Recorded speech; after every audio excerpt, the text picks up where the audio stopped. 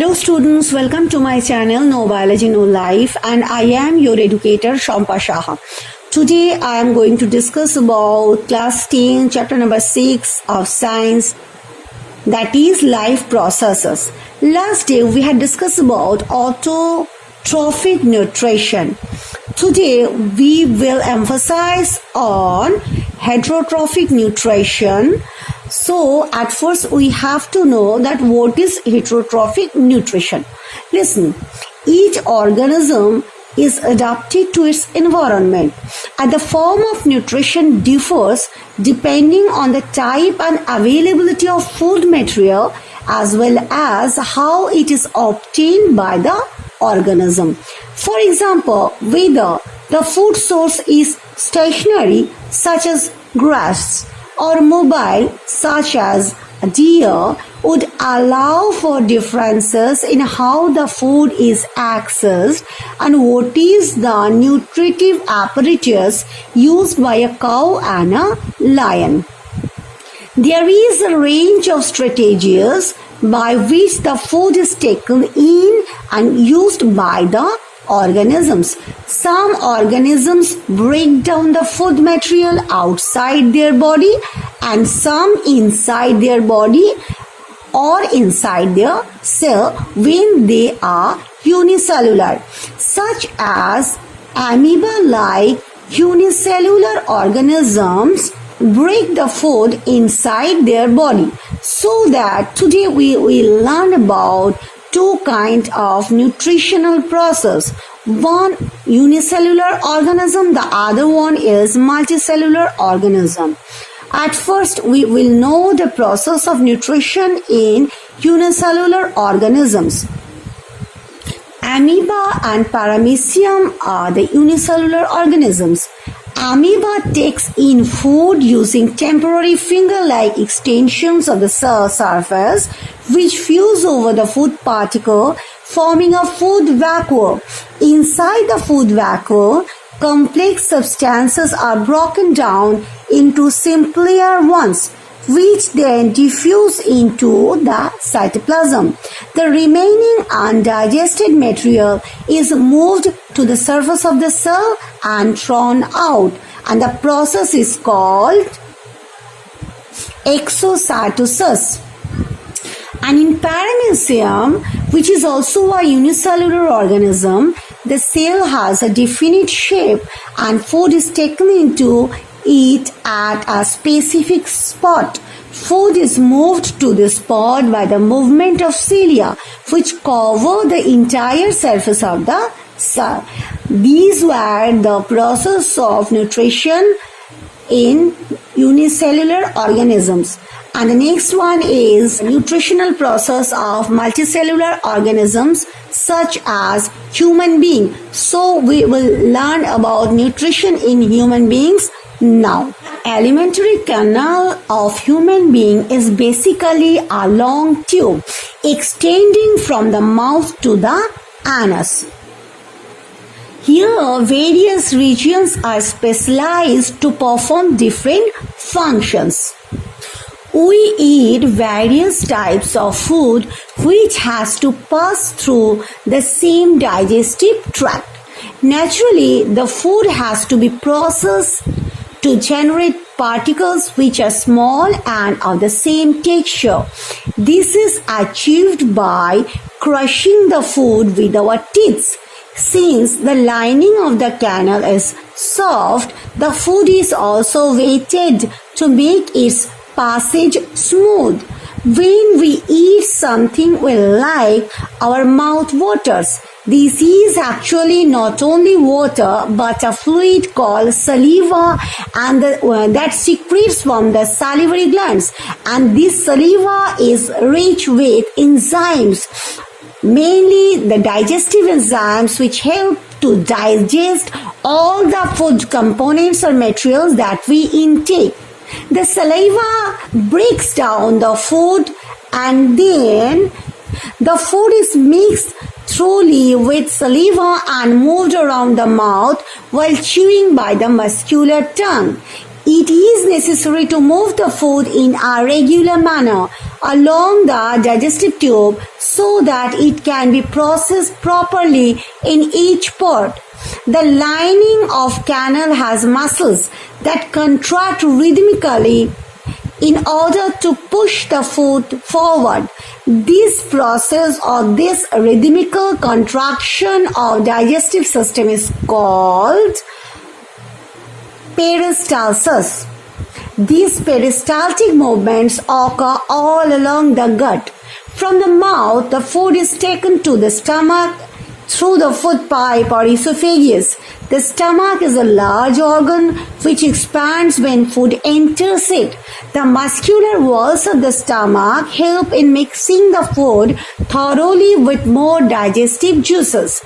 The indigestion in stomach is taken care of by the gastric glands present in the wall of the stomach. These release hydrochloric acid, a protein digesting enzyme called pepsin, and mucus. The hydrochloric acid creates an acidic medium which facilitates the action of enzyme pepsin. Listen guys, all the enzymes can work properly in a particular medium, act maximum in acidic medium, and some are in alkaline medium and some are in neutralized medium. So in this portion of the gut, hydrochloric acid helps the enzyme to act per its maximum. This hydrochloric acid also helps to kill the bacteria and other microorganisms that can be harmful for our body. The exit of food from the stomach is regulated by a sphincter muscle which releases it into the small intestine. From the stomach, the food now enters the small intestine.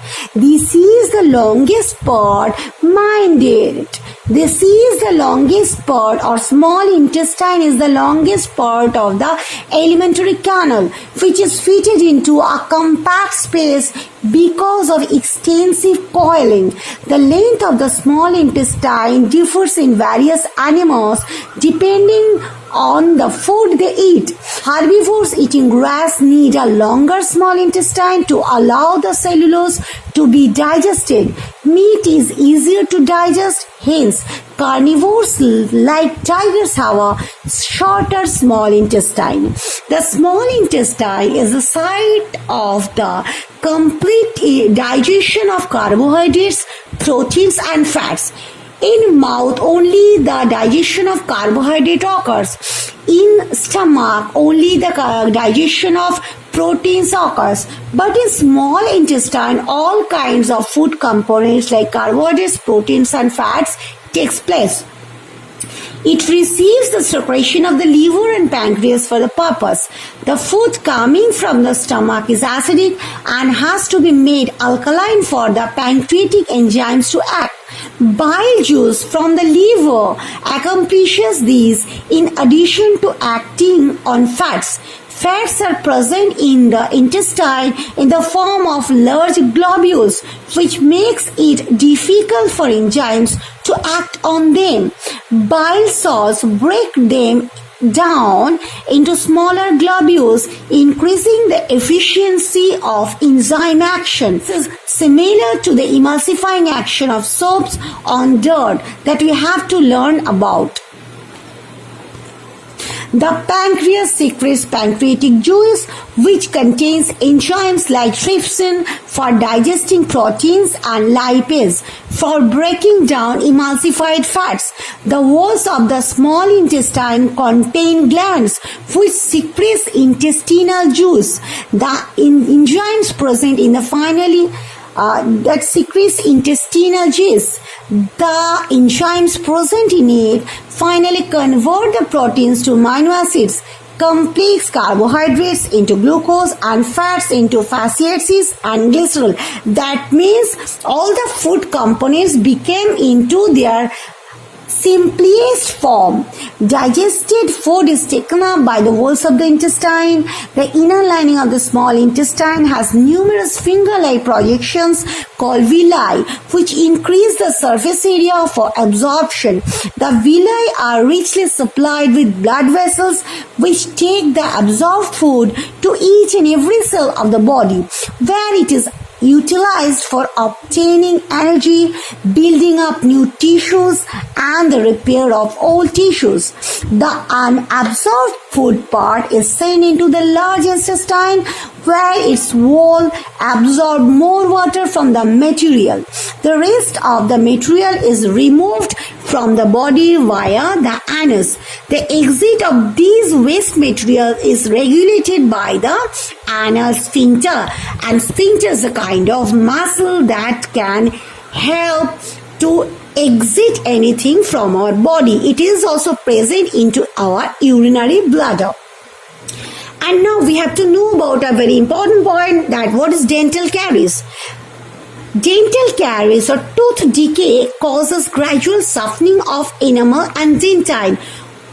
We know that enamel is the strongest tissue of human being. It begins when bacteria acting on sugars produce acids that softens or demineralizes the enamel. Masses of bacterial cells together with food particles stick to the teeth to form dental plaque. Saliva cannot reach the tooth surface to neutralize the acid as plaque covers the teeth. Brushing the teeth after eating removes the plaque before the bacteria produce acids. If untreated, microorganisms may invade the pulp, causing inflammation and infection. So guys, you have to brush 2 times in a day. Guys, we have explained about the heterotrophic nutrition in unicellular organism and multicellular organism. Next day, we are going to discuss about respiration. If you have any question about it, please comment me in the comment box. And guys, keep learning, happy learning. Have a good day.